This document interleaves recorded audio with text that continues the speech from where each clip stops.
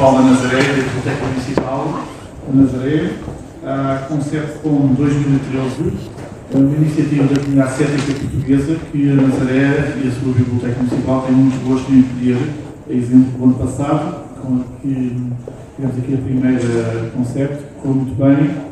Este ano vai correr também muito bem. Temos um lote de oradores de grande qualidade e também um público interessado nestas matérias de promoção científica que tenho a certeza absoluta que participará depois na parte de discussão, porque a ideia é também haver participação do público nestas matérias.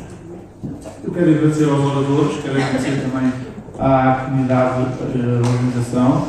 Peço uma pequena indicação, quem tiver os questionários pode preencher nas vossas pastas e passem então a apresentar os oradores desta conferência que falará do fantástico mundo que da química malvada à quântica milagrosa. Teremos já de seguir o professor Paulo Ribeiro Claro, que é à minha esquerda, professor universitário e investigador na área da Química e Física, faz parte do CICEC, Centro de Investigação sobre Materiais, sediado na Universidade de Aveiro. Para além das atividades académicas, tem dedicado parte do seu tempo a projetos de divulgação científica, do qual destacamos a excelente série Química das Coisas, um projeto que, nas palavras do autor, pretende desmascarar a química escondida no nosso dia a dia e mostrar como os desenvolvimentos recentes desta ciência contribuem para o bem-estar da sociedade. Falará depois, ali na ponta, mais à direita, o Dr. Manuel Rosa Martins, membro do Institute of Physics do Reino Unido, doutorando de Física de Partículas. Para além disso, é ativo comunicador de ciência, tanto na forma escrita, através do blog astro.pt, como sob a forma de palestras e atividades relacionadas com a astronomia que tem de desenvolver para o Centro de Ciências Vivas de Lagos. Aliás, o primeiro orador, esqueci-me de referir isso, vai falar quer de químico natural ou sim, enquanto o orador que eu falei, que eu abordei agora, abordará a questão de inclusão de X, muito pequeno ou muito grande. Depois do intervalo, teremos então o terceiro orador, o professor e médico António Vasco Carneiro, professor na Faculdade, à minha direita, professor da Faculdade de Medicina de Lisboa, responsável pelo CEMB, Centro de Estudos de Medicina Baseada na Evidência, sendo uma das vozes mais ativas do Instituto Português no que diz respeito à defesa da medicina. Nessa perspectiva, no âmbito do seu papel como diretor de informação do programa Harvard Medical School em Portugal, podemos encontrar no YouTube uma série de cerca de 30 vídeos sobre os mitos e crenças na saúde, da sua responsabilidade, e falará da questão da iliteracia científica em saúde, dimensão do desastre. Sem mais delongas, agradecer novamente a vossa presença, passo então a palavra ao professor Paulo Ribeiro Claro.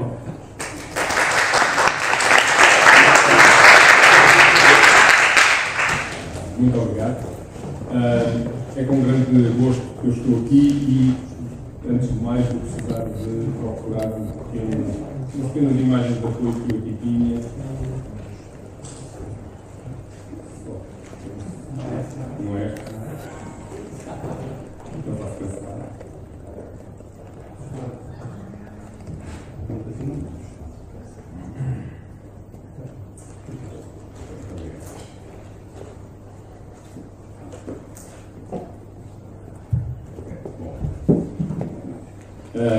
Bom, o tema que me propuseram tem este título que remete para um anúncio, ou para não é para um anúncio, ou para um pequeno episódio cómico da televisão, em que uma personagem do farmacêutico perguntava ao cliente se quer químico natural da ciência.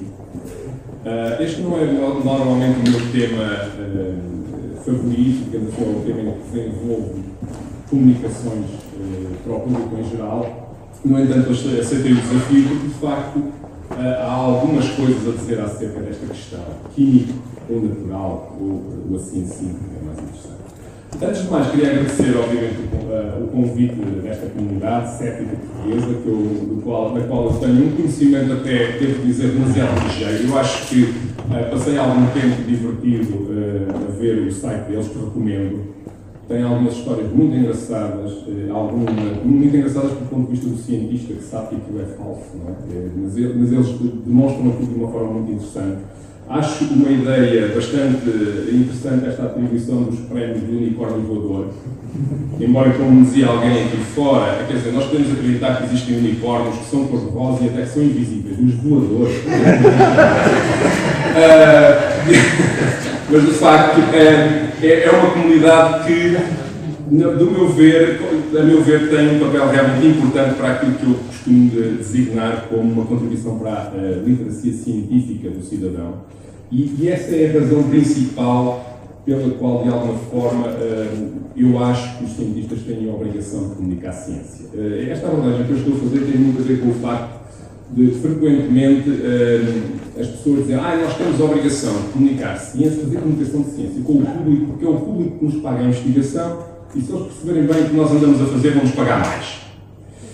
Não é bem essa a minha perspectiva. Eu acho que nós temos a obrigação de ajudar as pessoas a ter maiores conhecimentos na área científica, porque temos esse conhecimento e temos a obrigação de o partilhar. E temos a obrigação de o partilhar porque a sociedade atual é uma sociedade baseada em ciência e tecnologia. E para quem não entende de ciência e tecnologia, o mundo é efetivamente uma coisa complicada. Eu sei que as pessoas me dirão neste momento, eu já não acredito que exista um homenzinho pequenino a falar dentro do rádio.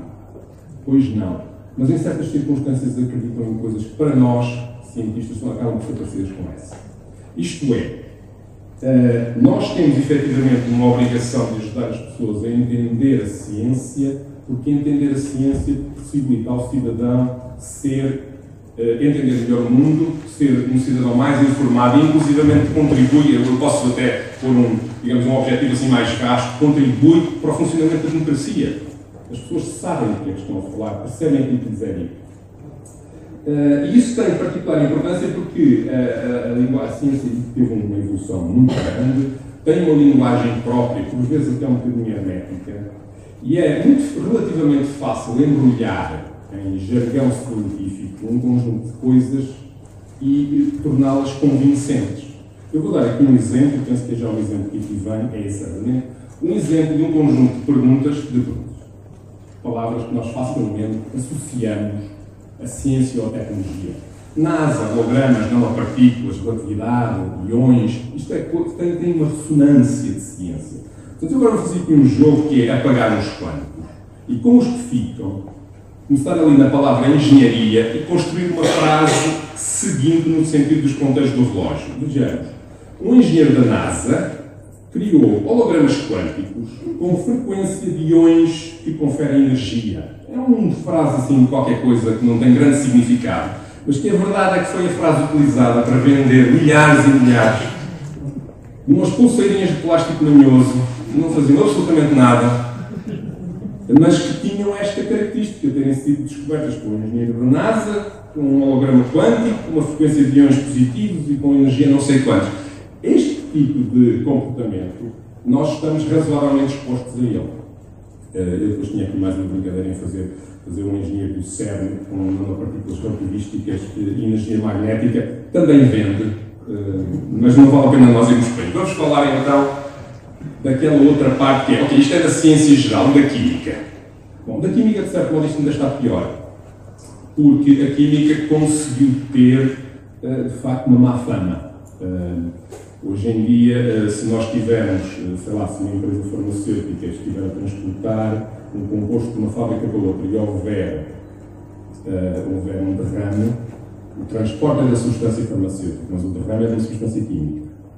Portanto, químico tem logo à partida aquela ideia de que é agressivo para o ambiente, é qualquer coisa de estranho, é químico, não é natural. Ora bem, aquilo que eu queria dizer é que nós temos muito essa percepção, não só nós como a própria indústria química. Em 2011, no Ano Internacional da Química, houve uma empresa química que fez um pequeno vídeo a chamar a atenção para este problema e o vídeo dizia mais ou menos isto. A maioria das pessoas não sabe o que é realmente a química. E é frustrante. Eu sei. Eles simplesmente não entendem. E depois o vídeo continuava a chamar a atenção para quão frustrante é nós estarmos a tentar desenvolver coisas que podem contribuir para o bem da humanidade e as pessoas olham como se lhe quiséssemos atirar uns compostos químicos para cima. Que é mais ou menos isso que queremos fazer, mas não com más intenções. Ora bem, esta questão... Eu já agora peço desculpa. Esta questão, eu agora tenho que chamar a atenção para uma coisa. É verdade que as empresas químicas têm um bocado de responsabilidade nessa má imagem da química. É verdade. Porquê? Porque em algumas alturas não se comportaram da forma correta. Ainda hoje, se não forem cuidadosamente vigiadas, algumas delas não se comportarão da forma correta. Mas é por essa razão que os bancos têm má fama, não é? Porque nós sabemos que se não os vigiarmos, eles não se comportam connosco da forma correta. O que não quer dizer que a atividade bancária em si, ou que o dinheiro em si, seja uma coisa má. Neste caso da química, é um pouco isso. Tudo o que existe no universo, que nós conhecemos, não quero exagerar um bocado a informação, é constituído com os átomos que constam, e nem todos, constam nesta tabela periódica dos elementos. Isto são os elementos químicos que formam tudo. A água é formada por um conjunto de átomos de oxigênio e de hidrogênio. Os polímeros dos plásticos têm átomos de carbono, de hidrogênio e de oxigênio. As proteínas têm átomos de carbono, de oxigênio e de azoto. A madeira é constituída... A árvore que cresceu reunindo estes constituintes de uma certa estrutura. E, portanto, tudo o que está à nossa volta é efetivamente constituído por átomos. E os átomos em si não têm nenhuma marca que lhes diga que eles passaram por uma indústria ou que passaram por uma planta. Não há, à partida, nenhuma diferença neles. E eu queria dar apenas 2 ou 3 exemplos, como lançamento de discussão para mais tarde para a nossa conversa, um pouco à volta disso. O primeiro exemplo que eu me lembrei, que me ocorreu... foi um composto chamado ácido salicílico. Eu ponho isto aqui só para vocês saberem que eu percebo de química. Portanto, isto é basicamente uma estrutura, a forma como os químicos representam o átomo salicílico. É suposto que em cada ponta daqueles tracinhos, naqueles cantos dos hexágonos, exista um átomo de carbono. Esses não se representam por simplicidade. Depois representamos os átomos de oxigênio e de hidrogênio. E nós, químicos, sabemos olhar para aquilo e dizer: isto é um ácido. Eu não vos vou contar porquê, porque não vos quero maçar. Mas sim, aquilo é um ácido. E é o ácido salicílico, e é conhecido desde a antiguidade como uma substância que é anti-inflamatória e que é bom para combater as dores. Agora, de repente, bloqueei. Um analgésico, muito obrigado. E é um bom analgésico.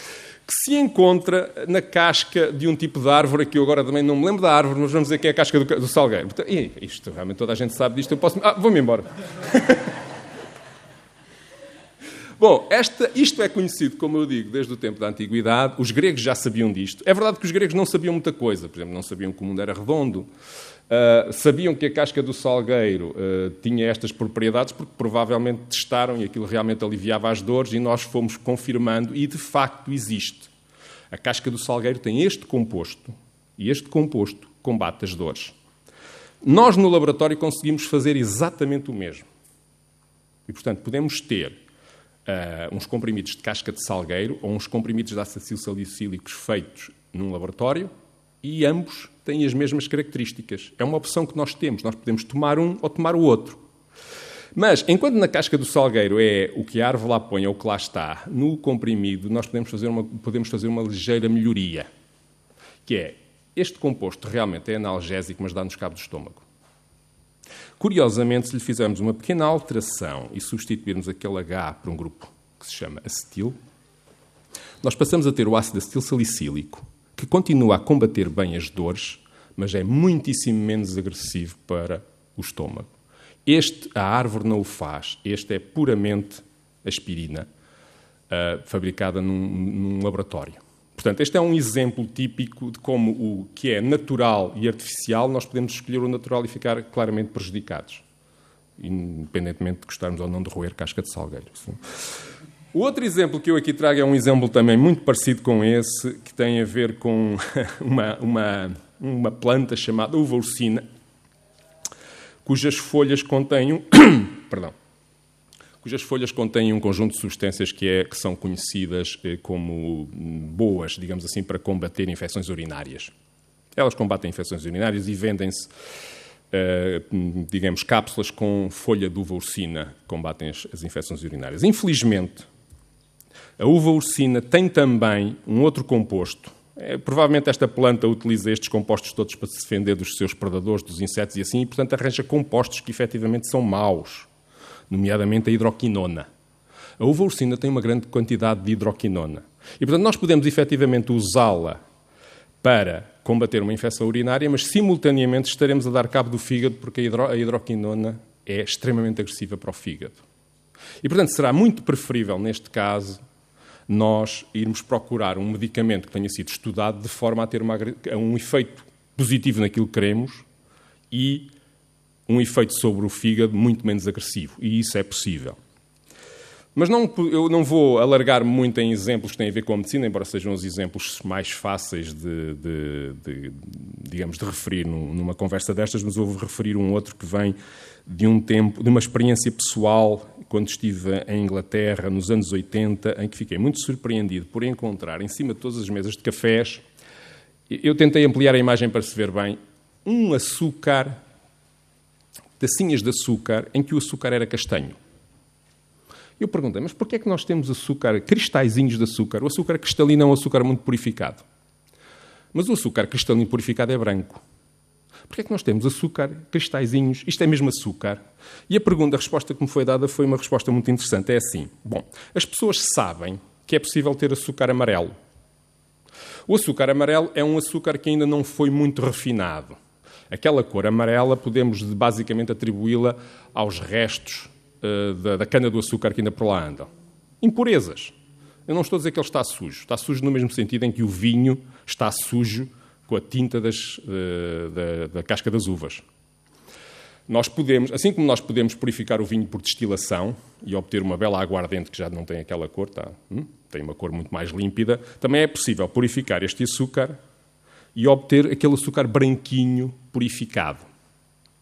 O que aconteceu na altura é que, em Inglaterra, na altura, as pessoas se convenceram que quanto mais purificadas as coisas fossem, pior eram, e que o ideal era termos assim aquelas coisas mais próximas digamos, do básico, mais próximos da natureza, tipo açúcar amarelo. O açúcar amarelo é que é bom, o açúcar refinado faz mal.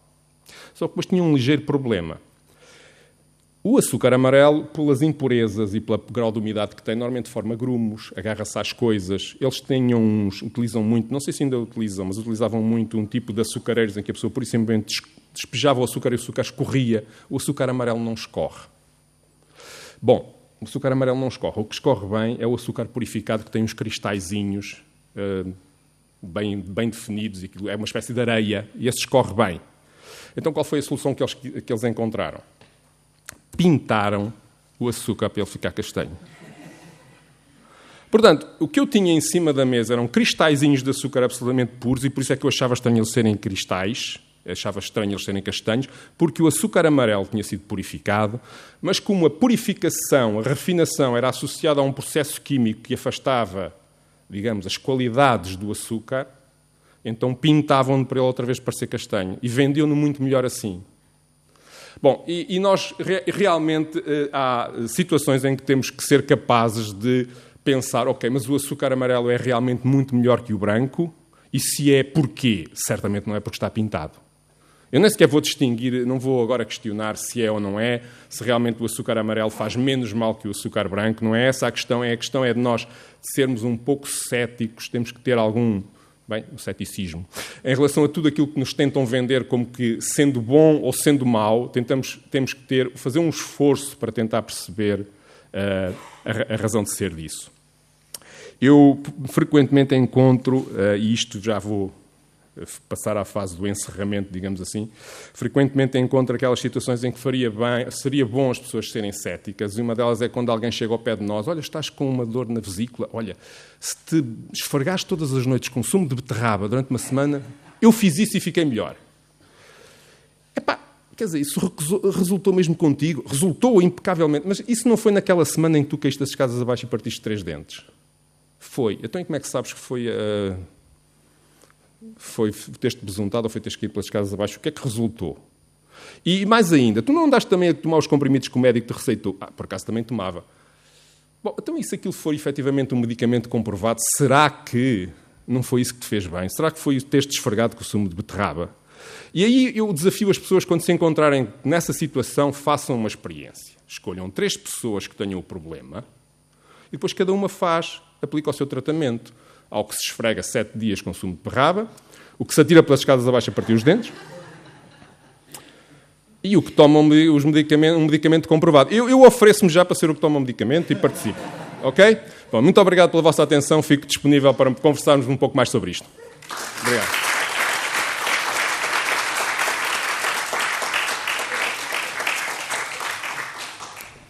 Muito obrigado.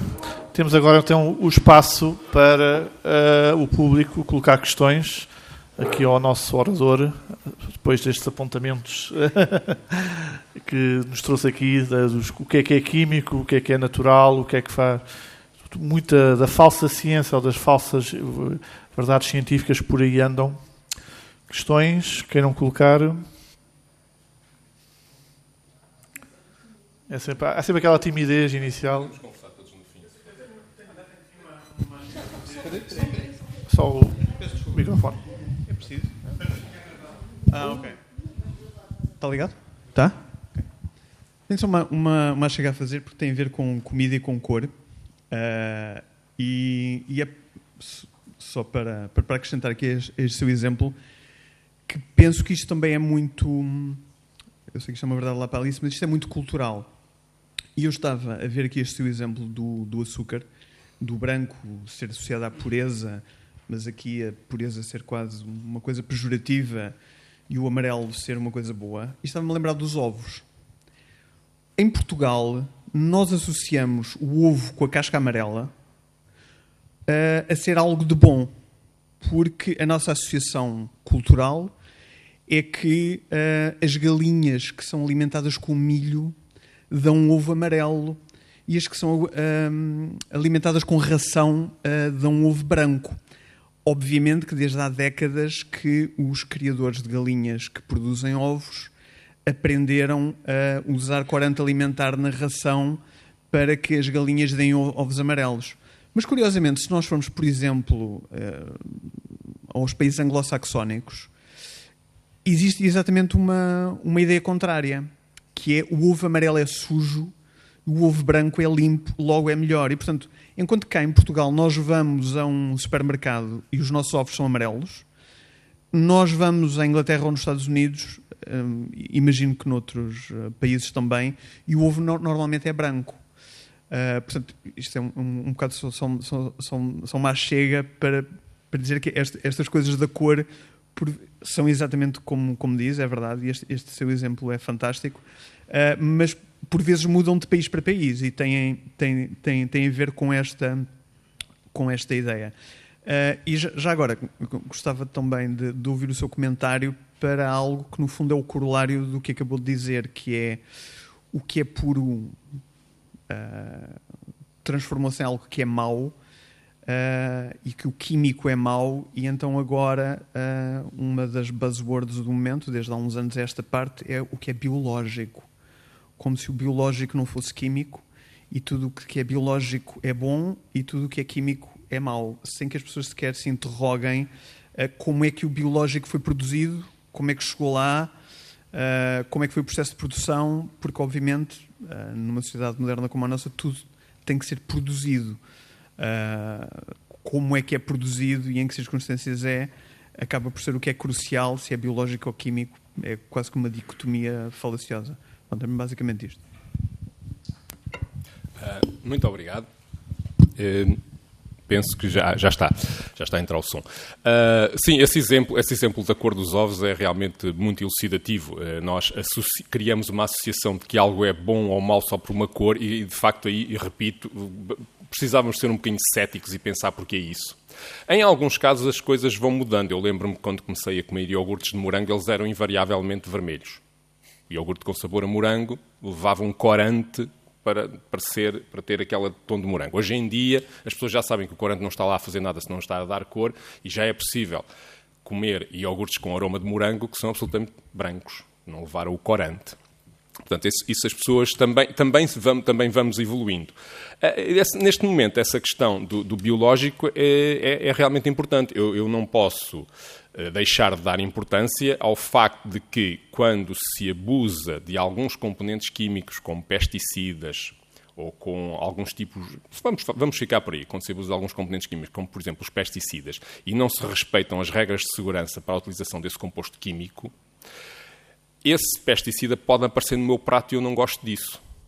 Eu gostaria de ter uma garantia de que a produção foi, de alguma forma, ou, como se diz agora, biológica, isto é, no sentido em que as pragas foram controladas de outra forma que não através de pesticidas, ou que o pesticida foi utilizado de forma correta e já se degradou, já não chega ao meu prato.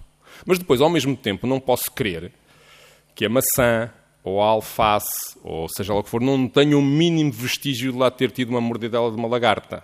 Isto é, eu não posso querer as duas coisas ao mesmo tempo.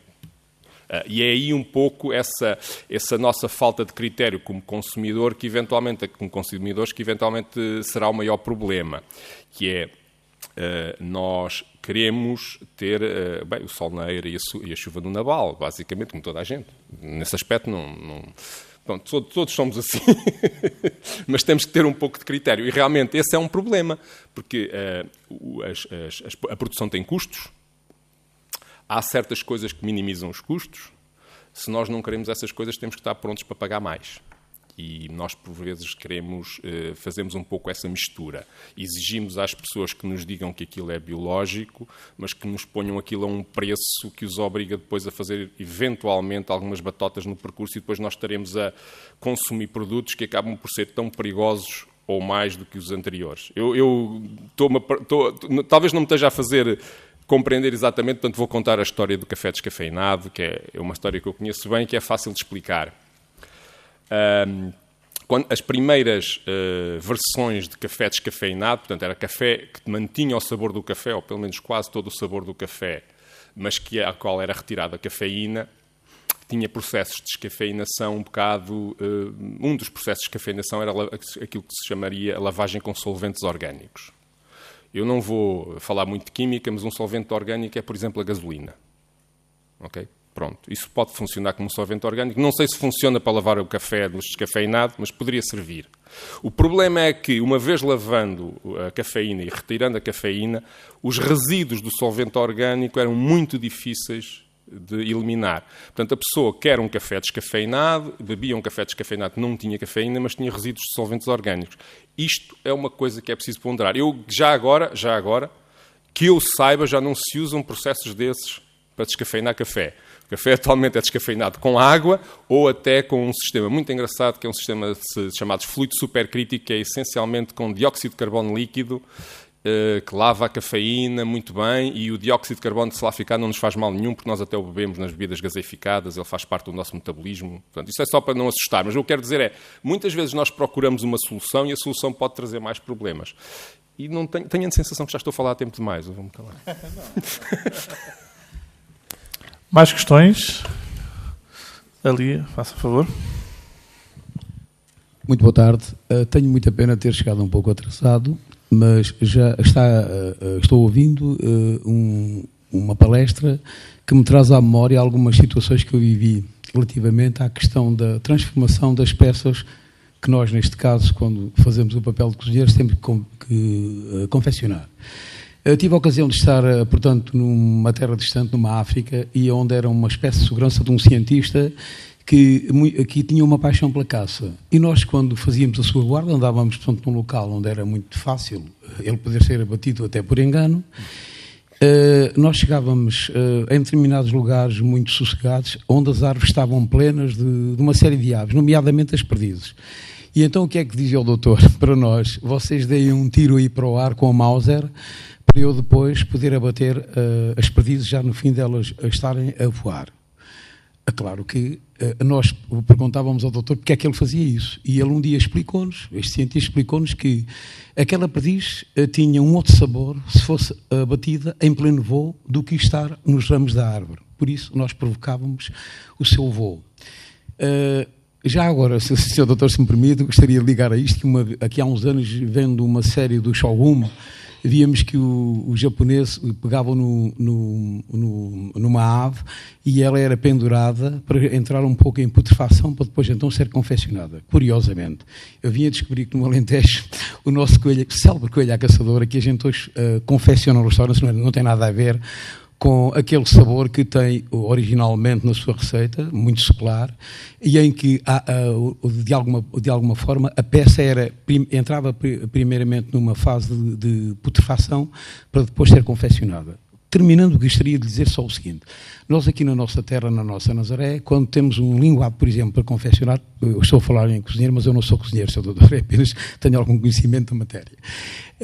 Encontramos que o linguado, e como aliás outros peixes, quando é desenvolvido ou criado no meio arenoso, portanto em fundos arenosos, tem uma cor mais branquiçada, e o mesmo linguado, quando é criado em fundos rochosos, tem uma cor mais negra, e não há dúvida nenhuma, não sei se isso é pelo alimento que ele tem, não há dúvida nenhuma que é extremamente muito mais saboroso o linguado que vem da pedra, como o conga que vem da pedra, do que o outro que é arenoso. Era nisto que eu gostaria que me desse uma explicação, por favor.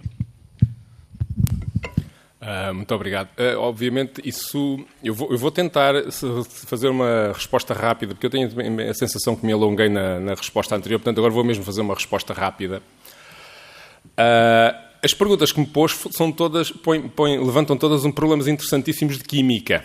Isso são tudo reações químicas que estão a passar, muitas delas estudadas em laboratórios de investigação, que estudam justamente o efeito, por exemplo, da decomposição inicial da carne de um coelho ou de um peixe, qual é o efeito que isso tem e quais as alterações organolépticas que vai ter. Há também muitos estudos sobre essas características, embora eu, no caso do peixe que referiu que se adapta um pouco à cor do fundo, eu penso que isso é apenas uma questão de defesa aos predadores. Ele tenta passar despercebido, e se o fundo é claro, fica claro. Se o fundo é escuro, desenvolve compostos químicos que lhe dão uma cor mais escura e que provavelmente, não vou dizer que sim ou que não, podem interferir com o sabor, embora isso também tenha a ver com a alimentação. Mas isso tudo é um exemplo muito concreto do que, como a química está, ou tudo o que referiu são exemplos muito concretos de como a química está no nosso dia-a-dia. Tudo isso são reações químicas que podem ser estudadas, podem ser bem caracterizadas e podemos conseguir encontrar pessoas que saibam explicar exatamente o que se passou. Não sou eu, porque eu não trabalho na área, mas sim, isso é química, não há a mínima dúvida. Muito obrigado. Mais questões?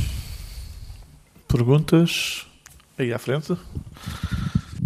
Já que estávamos a falar um bocadinho da culinária, eu sempre achei que era magia, eu sei que não é magia, mas sempre achei que era magia o facto de nós termos alguma farinha, uma quantidade grande de farinha, açúcar e fermento, e juntávamos uma clara e aquilo tornava-se em massa.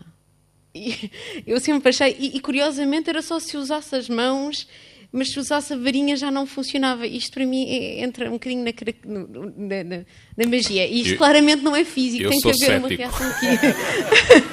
Eu sou muito cético em relação a isso. Eu sei que não é magia, mas sempre achei este fenómeno estranho, porque obviamente há ali uma reação química, aquilo não é só física. Não estou a dar conta do botão. Tem ambas as componentes de física e de química. Há uma parte do amassar a farinha em que, efetivamente, a força mecânica produz, digamos, uma organização diferente dos polímeros que constituem a farinha e que os permite, de alguma forma, encapsular os açúcares e as proteínas do ovo e tudo isso. Há uma parte mecânica. Depois, a partir daí, começa, efetivamente, um conjunto de reações químicas, nomeadamente as que vão libertar as que são, digamos, potenciadas pelo fermento e que vão libertar o dióxido de carbono, que faz com que os bolos fiquem fofinhos. Portanto, cria aquelas bolinhas todas, digamos, cria uma espécie de uma espuma que depois é cozida e dá o bolo.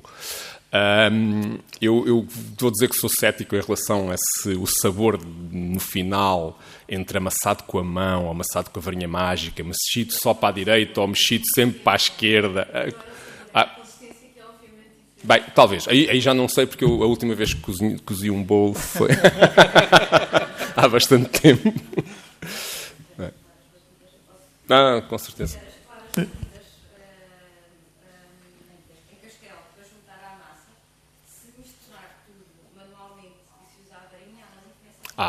Mas isso é fácil de perceber. É que manualmente não vamos destruir a estrutura das claras em castelo, ao passo que a varinha mágica não vai respeitar. Sim, isso aí provavelmente explica. Provavelmente fará a diferença. Sim.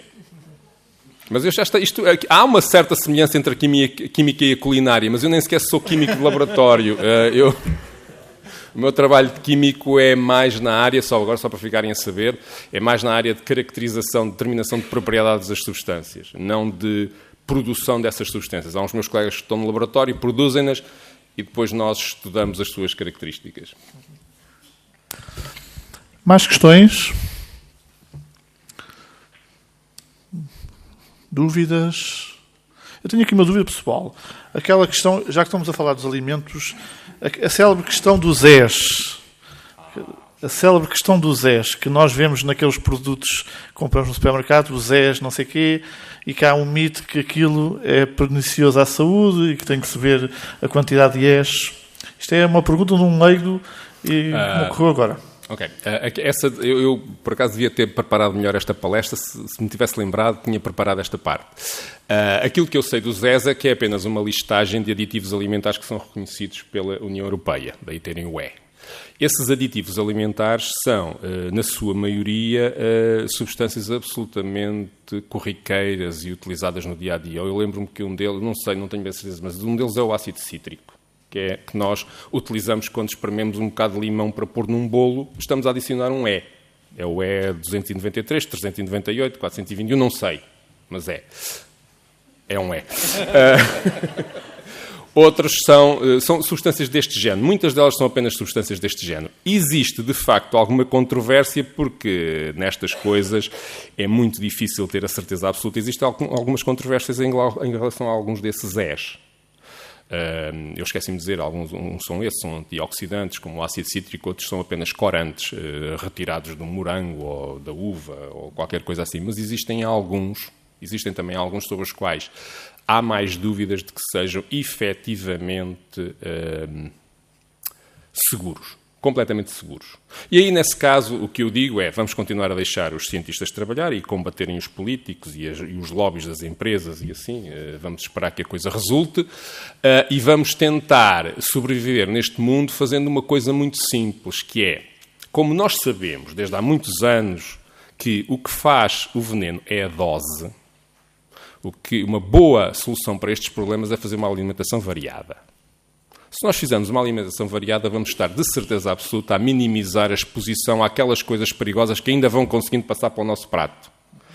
É que se nós nos alimentarmos sistematicamente, eu não vou agora fazer nem propaganda nem pró nem contra, mas se nos alimentarmos sistematicamente, por exemplo, com hambúrgueres, se houver alguma coisa que esteja a correr mal com os hambúrgueres, nós estamos sistematicamente a ser expostos a isso. Se fizermos uma alimentação variada, pois é, de vez em quando é capaz de uma alface vir ali um inseticida que não devia ter vindo. É verdade, mas eu lavo-a bem e tal, as coisas, e depois não como só alfaces, como outras coisas, e aquilo realmente era capaz, a dose que eu acabo por consumir vai-me matar daqui a 250 anos. Está bem.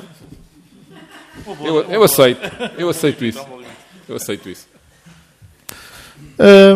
Mais questões que não colocar? Novamente. Sr. Doutor, eu peço desculpa de estar a intervir pela segunda vez. Há um bocado eu não fui muito abrangente. Por causa disto, a propósito do ceticismo, nós também, estando numa situação de ceticismo, de incredibilidade por qualquer facto, às vezes a razão acaba por nos contemplar com uma razão do contrário, isto é, eu não acreditava, mas depois de ter a prova eu acabo por acreditar. Há um bocado, quando estava a citar o exemplo do senhor cientista que nós guardávamos lá naquelas terras do interior de Angola e que fazia isso, eu às vezes até dizia lá para os camaradas alentejanos, os soldados também que andavam comigo naquelas andanças, e eu dizia assim à moda dos nazarenos, amigo, então, isto eu ficava muito cético realmente, então este cientista estava aqui a dizer que as perdizes têm que voar para serem melhores depois de confeccionadas, aí eu tinha um enorme ceticismo e eu até usava o calão nazareno, este homem está doido, amigo. Mas na verdade que quando depois íamos confeccionar aquelas perdizes assim captadas, feitas à cafrial, eram maravilhosas, Sr. Doutor.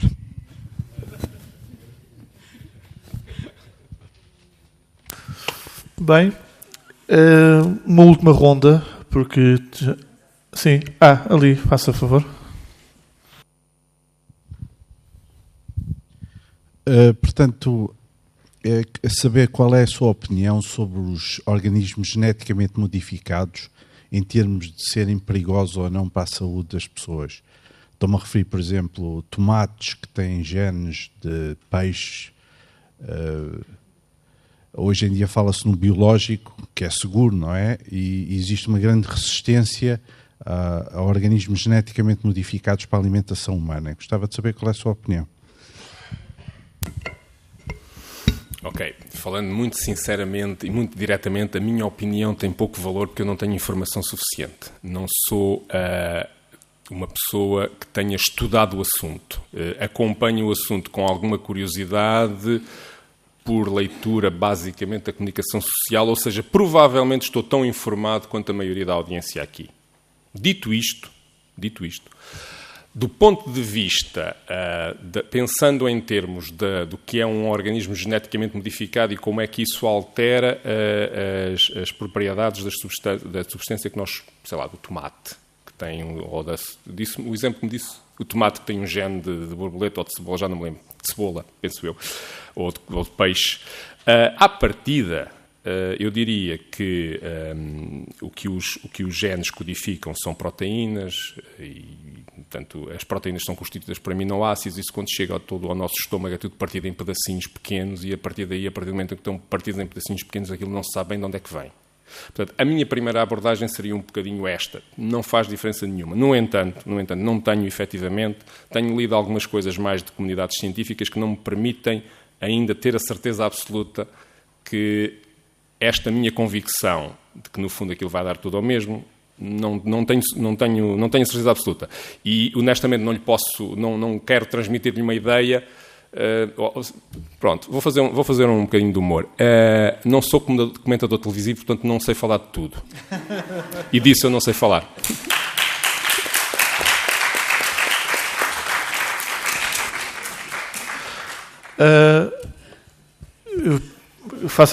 Sim. Boa tarde. Peço desculpa por ter chegado atrasado, mas tenho uma questão relativamente ao uso de micro-ondas. Tenho lido algumas coisas, que é positivo, outras é negativo, umas faz mal, outras não faz, que altera as moléculas dos alimentos.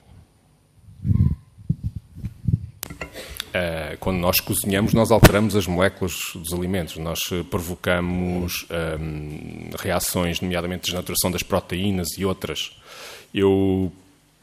Por uma coisa que não tem nada a ver com isto, tem a ver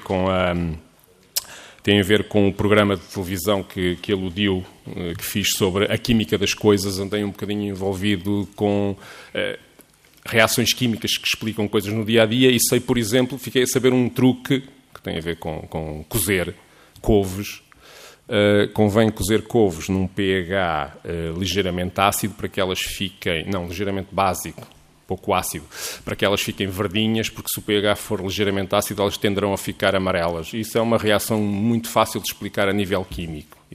Portanto, ou seja, é uma transformação de uma molécula que se faz conforme o meio está ácido ou está básico quando se cozem as couves. Não se altera basicamente nada, mas a cor que nós vemos, as couves ou ficam mais verdinhas ou ficam mais amarelas quando estão cozidas. Referindo ao micro-ondas, as micro-ondas interferem com as moléculas, provocando alteração do seu grau de agitação interior, dos seus movimentos internos. Portanto, digamos, eu não queria ser demasiado técnico, portanto, vamos lá dizer, do seu grau de agitação, e essa agitação é equivalente a aquecê-las. Provocar agitação de moléculas é aquilo que nós fazemos quando aquecemos a água. Eu vou um bocadinho mais longe, nós às vezes aquecemos a água tanto, agitamos tantas moléculas que elas saltam, se libertam do líquido e passam ao vapor. Portanto, é quando já têm energia suficiente. Nas substâncias, como por exemplo nos alimentos, como por exemplo a carne, o que essa agitação provoca é nomeadamente a desnaturação de proteínas, ou o exemplo mais típico da desnaturação da proteína é a passagem da clara do ovo, daquela coisa gelatinosa incolor para uma massa branca, e isso é obtido essencialmente por aquecimento. As radiações micro-ondas são radiações de baixa frequência que não deveriam, em princípio, fazer absolutamente mais nada do que isso, ou seja, não ficam lá resíduos de radiação. E, portanto, desde que o micro-ondas seja hermeticamente fechado para nós não apanharmos a radiação enquanto ele está a funcionar, uma vez desligado, acabou. O aquecimento do micro-ondas não é um aquecimento uniforme, esse é o maior problema. Pode haver zonas da carne que estão muito cozidas, zonas que estão cruas e onde as bactérias, por exemplo, podem continuar a existir. Portanto, é preferível. Por esse ponto de vista, não são tão bons como um cozer dentro de água, de uma panela de pressão em que o aquecimento é uniforme, mas eu não tenho qualquer problema, não conheço qualquer problema com o micro-ondas, a não ser um certo receio que as pessoas têm de que ouviram falar em radiação, mas aquilo é uma radiação muito parecida com a que nós utilizamos nos telemóveis e nas comunicações. Bem, não quero exagerar, mas anda por aí. E, portanto... Com certeza, temos aqui um físico connosco. Se me dá licença, todos nós neste momento, desde que nascemos até acabarem os nossos dias, estamos submetidos à radiação dos micro-ondas. Chama-se radiação do fundo do universo, equivale a 3K, 3 graus Kelvin, e estamos constantemente a ser submetidos a ela. Portanto, se ela nos fizesse mal, nós não estaríamos vivos. É tão simples quanto isso. É claro que, como o colega disse, dentro de... Não sei se tem ideia da história do micro-ondas. O micro-ondas foi, mais ou menos, foi inventado na Segunda Guerra Mundial no desenvolvimento do radar. Aliás, radar, se vir no espectro eletromagnético, está logo a seguir ao micro-ondas. São comprimentos de onda de baixa energia, por definição de baixa energia. Depois já expliquei um bocadinho melhor.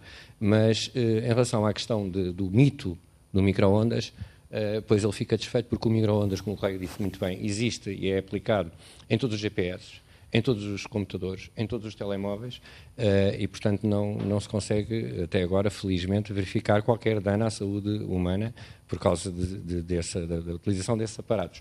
E, por outro, acho que vou só insistir naquilo que comecei por dizer, a radiação de fundo do universo vem de todas as direções, ao mesmo tempo, em simultânea, é uma das provas científicas, aliás, da teoria do Big Bang, depois iremos falar também um bocadinho sobre isso, e nós estamos constantemente submetidos às radiações do micro-ondas, cada vez que, desde que nascemos, até ao fim dos nossos dias.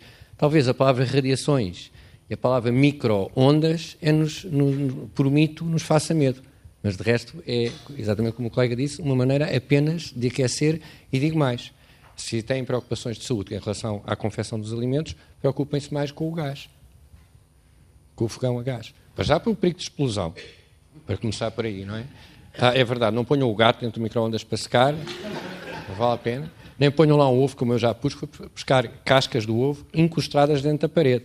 Isso também pode acontecer por aquecimento, porque o ovo retém muita energia e quando... Sim. Já não acontece isso, exatamente. Isso tem a ver com o formato, o que é uma esfera, o que é a tensão superficial. E já agora digo eu, é por isso é que nós damos um golpe nas castanhas antes de as assar. Exatamente. Mas utilizem com razoável cuidado o micro-ondas como utilizam qualquer outro eletrodomésticos. Tenham mais cuidado com o gás, porque para já o gás, o gás é que pode ter alguns resquícios cancerígenos. Por isso é que existem chaminés. E este animal está aqui, deixa estar, faz parte da biologia. mas pode-se dizer com bastante segurança que toda esta última campanha que tem havido, e esta, desculpe, uma palavra que toda a gente entende, é treta. Essa coisa do micro-ondas fazia mal à nossa saúde, é treta. Porque se fizesse, já fazia mal à nossa saúde desde o final da Segunda Guerra Mundial. Já não teríamos 7 mil milhões de habitantes. Teríamos para aí porque toda a gente já utiliza micro-ondas de forma sistemática há muitos anos. É como os telemóveis. Se os telemóveis provocassem cancro, já tínhamos todos morrido de cancro. Já viu que mais de 2 mil milhões de pessoas utilizam o telemóvel que tem micro-ondas também lá dentro. Pronto. Apenas assim. Bem, só mais uma. Então. Sim. É só um comentário muito rápido ao comentário, creio que foi do Alexandre, lá atrás, que fez a pergunta sobre os organismos geneticamente modificados. Organismos geneticamente modificados já são produzidos há milhares de anos. O que a gente agora faz com os OGM é de modo controlado. Ou fazer os cruzamentos seletivos entre animais, por exemplo, ou entre plantas, estamos a selecionar certas características visíveis para nós, e ao selecionarmos essas características não sabíamos, mas estamos a selecionar os seus genes e estamos a fazer misturas e estamos, portanto, a alterar geneticamente os compostos. O que a gente faz agora, fazemos isso à mesma, mas de um modo melhor, mais preciso, e conseguimos saber que gene é que estamos a alterar e a mudar. Okay? E há muitos estudos a serem feitos e a maior parte deles não indicam riscos para a saúde, mas continuam a ser feitos estudos. Só isso. Bem, muito obrigado. Eu vou ter mesmo que suspender esta fase de questões, que estava bastante animada, para passar ao próximo orador, Manuel Rosa Martins, que nos vai falar do bosão de Higgs, do muito pequeno ao muito grande. Passa então, a favor.